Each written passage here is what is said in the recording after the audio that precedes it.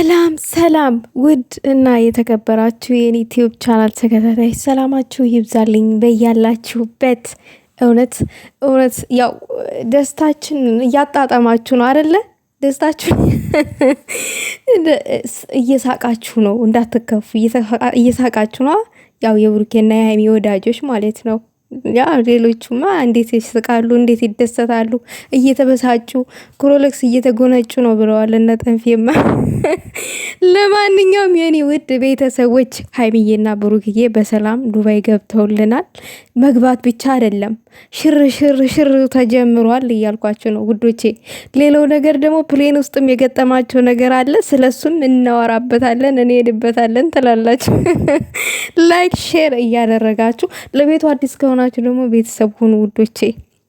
እና ብሩኬና ሀይሚ ፕሌን ውስጥ እንዴ ብሩኬ እኔ ሀይሚ ነበረች ፕሌን ውስጥ ተኛለ እያልኩትኝ ብሩኬ ለሽ ብሎ ምናምን ከአራቱ ልጆቸው ውስጥ የመጨረሻውን ልጅ ወይንም የመጀመሪያውን ልጅ አክቲንግ አተናኝ ምናምን ያሳየህን ብሩኬ ማለት ነው። ያው የልጃችሁን ማለት ነው።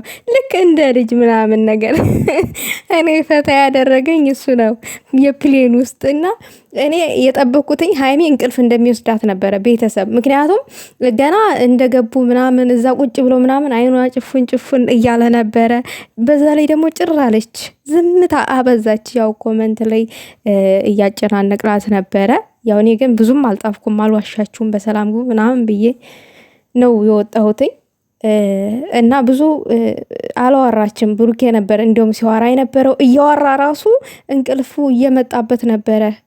ባልሳሳት የሆነ ፓርት ላይ እንቅልፍ ውስጥ የሆነ ፓርት ላይ ቆረጥ አድርገው ትክታክ እንደም ለጥፈውት ወይ ብሩኬ እንቅልፉ መጥቶበት እሱ ጋር እንቅልፉ የመጣበትን ፓርት ምናምን ነገር እያሉ ምናምን ያዩ አይቻለሁኝ። አልተሳሳትኩኝማ ቤተሰብ፣ ከተሳሳትኩኝም አርሙኝ። ግን አይቻለሁኝ ገና ሲገቡ እንቅልፉ መጥቶበት ነበረ። ምንም ማለት አይደለም።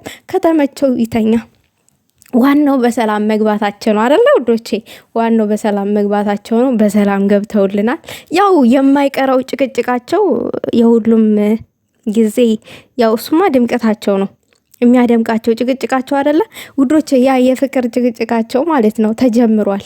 አንተ ተዋኛለህ፣ አንቺ ተዋኛለሽ፣ እኔ አሞኛል፣ እኔ ስላመመኝ አንተ መዋኘት የለብም፣ እኔ ጥለህ መሄድ የለብም። ስለዚህ አብረን ነው፣ እኔ ታምሜ ስጨርስ አብረን እንዋኛለን ነው።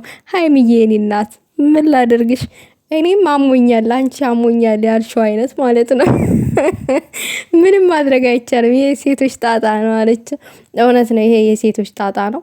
ነገር ግን ታመን ደግሞ ስንድን ያለው ደስታ ምን ያክል ደስ እንዲቅልል ምናምን እንደሚላችሁ እኔ በእንደዛ ነው። ቅልል ምናምን ነገር ሰውነታችሁ ላይ የሆነ ነገር የሆነ ሸክም ውርድ ያለ ምናምን ነገር ነው የሚመስላችሁ። እና አይዞሽ የኔ ትንሽዬ፣ በዚህን ሰዓት ያማል ደግሞ እሱ ሲያናድድ።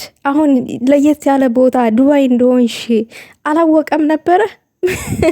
ብሩኬ ግን ሀይሚን ጥለ እንዳትዝናና። ሀይሚዬ ያው ተሽሏት ምናምን ነገር ትንሽ 8 ቀን 1 ወር ምናምን ከራርሙና እንደፈለገች እዝዋ ውስጥ ተዋኝታ ከተሞቹን ጎብኝታ የተለያዩ ቦታ ወስደሃት ምናምን ነገር በቃ ጥግብ ብላ ተዝናንታ ምናምን ነገር ከዛ በኋላ ነው ይዛ የምትመልሳት እንጂ ሀይሚ ሳትዋኝ እንዳትመለስ።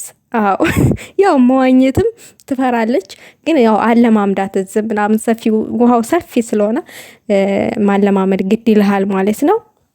እና እየተነጫነጨች ነው። ንጭንጯን የምችለዋለሁ እያለ ነው ብሩኬ። እሱማ እኮ ግዴታ ነው፣ መቻል ግድ ይላል እንዴ ብሩኬ። አንተ ያልቻልካት ማን ሊችላት ነው? እና እንደዛ ነገር ቃሌን አክብር ያለው ቤተሰብ እያለ ነው። ከሚባለው በላይ አክብረሃል። ያው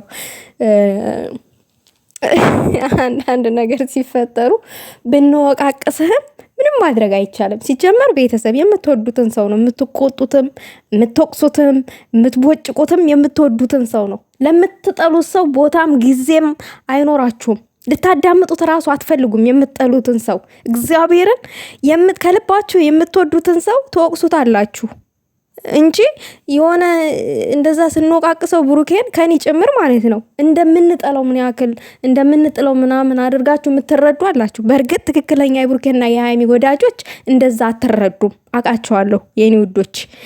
ነገር ግን አስመሳይ ጠንፊዎች የብሩኬንና የሃይሚ ፎቶ ተሸክመው እነሱን ራሱ ይሰድቧቸዋል። ሃይሚን ራሱ ሲሰድቧት ነበረ ፕራንክ ስታረግ ብሩኬን የእነሱን ፎቶ ተሸክመው። አስቡ እንግዲህ የአስመሳይነት ጥጋቸው ማለት ነው። እነሱም እነ ጠንፊዎች ናቸው። አንዷ ራሱ እኮ ተጋልጣለች። የብሩኬንና የሃይሚ ፎቶ ተሸክማ በቲክታክ አጋልጠዋታል። ትክክለኛ ወዳጆች፣ ትክክለኛ የብሩኬንና የሃይሚ ወዳጆች አጋልጠዋታል። የአስመሳይነቷ ጥግ ማለት ነው። የእነሱን ፎቶ ተሸክማ ሃይሚን ስትሳደብ ነበረ።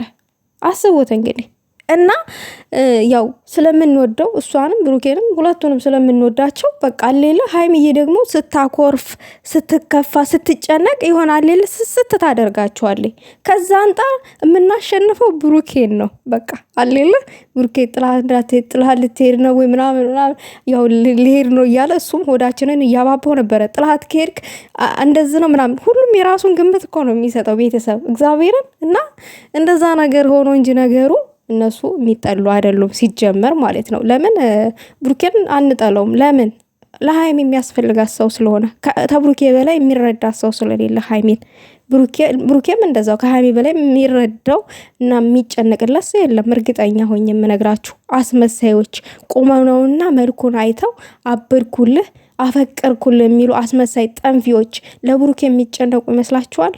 በውበቱ ተማረኩ እንጂ ስለሱ የዋህነት ስለሱ ህይወት የሚጨነቁ ይመስላችኋል? አስመሳዮች ዝም ብለው እኮ ነው። የምሬን እኮ ነው። ሃይሚዬ ግን ውበቱን ሳታይ ምን ሳትል የዋህነቱን፣ ደግነቱን፣ አሳቢነቱ ሁሉ ነገሩ ለእናት በተለይ ያለው ክብር፣ ለሴት ልጅ ያለው ክብር ይሄ ሁሉ ስብዕና ገሷት የምትኖር ለፍቅር ዝቅ ያለች ሴት ናት። አስቡት እንግዲህ ልጅነቱን ማለት ነው። እዚህ ጋር ውዶቼ እኔ ከነ ማብራሪው ነው የምነግራቸው። እና ሰሞኑን እንግዲህ አዳዲስ ነገሮች አለ ቤተሰብ እናሳያችኋለን። ፈታ ዘና ነው የምናደርጋችሁ ብለዋል። አዎ እናንተ ፈታ ዘና ካላችሁ እኛም ያው ፈታ ዘና እንዳለን የሚቆጠረው ውዶቼ። እኛ እዚህ እያለን እንኳን ፈታ ዘና አላልንበትም ይሄንን ሀገር ከስራ ውጭ። እስቲ እናንተ እንኳን ፈታ ዘና በሉልን። በእርግጥ ፈታ ዘና የሚሉ ልጆች አሉ፣ ደግሞ ስራ ብቻ ላይ የምንውል ሰዎች አለን። እና ያው ምንም ማድረግ አይቻልም። ዋናው ለዓላማ ብለን አይደል የተሰደድነው ቤተሰብ። ዓላማ አለ የለ ለዛ ነው። ዓላማ ባይኖረን ወተን መዝናናት እንችላለን። የፈለግንበት ቦታ ከጫፍ እስከ ጫፍ ረግጠን መግባት እንችላለን። ነገር ግን ዓላማ ስላለን ነው። ምንም ነገር በዚህ ዙሪያ እንዳይሰማችሁ ማለት እፈልጋለሁ። ሀገራችን ላይ ሄደን ፈታ ዘና የምንልበት ቀን ይመጣል። ባለንበት ሰላማችን ይብዛልን፣ ይብዛላችሁ ውዶቼ። ለማንኛውም ቀጣዩን እንጠብቃለን። እንግዲህ ሰሞን የኛ ትንሹ ሰርጋችን ነው። ትልቁ ሰርጋችንማ ያው ብሩኬና ሃይሚ የተጋቡ ቀን ነው አይደለ? ይሄ ትንሽኛውና መካከለኛው ሰርጋችን ነው ማለት ነው።